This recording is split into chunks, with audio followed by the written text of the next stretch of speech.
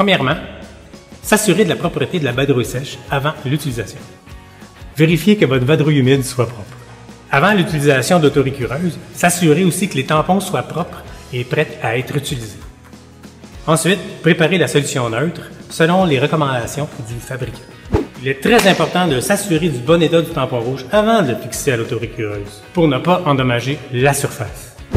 Assurez-vous que la vadrouille sèche soit bien traitée avec un abat-poussière. Préparez votre seau d'eau avec la solution neutre. Faire monter les chaises sur les pupitres. Moins qu'il y a d'obstacles et plus le travail va être efficace. Passez une vadrouille sèche sur toute la surface. Lorsque vous allez passer la vadrouille sèche, remarquez les taches. Avec la vadrouille humide, nettoyez les taches. Avec l'entretien quotidien, il n'est pas nécessaire d'essorer entre chaque lance. Si vous n'avez pas d'autorécureuse, utilisez la vadrouille humide.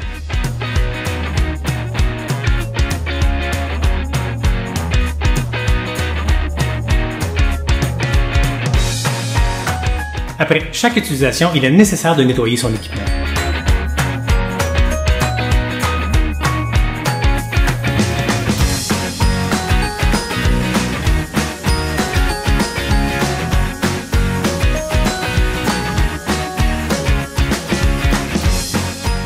Afin de faciliter votre travail, voici quelques trucs et astuces.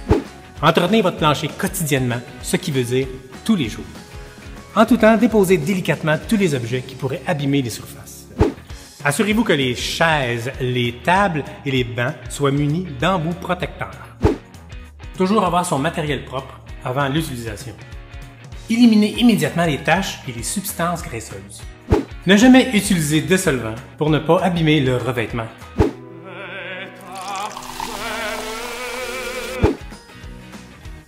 Toujours utiliser une planche à roulettes pour déplacer le matériel lourd. Idéalement, après chaque déplacement d'élève, il est conseillé de passer la vadrouille sèche.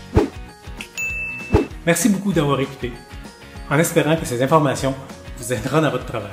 Pour plus d'informations, consultez le site de la commission scolaire.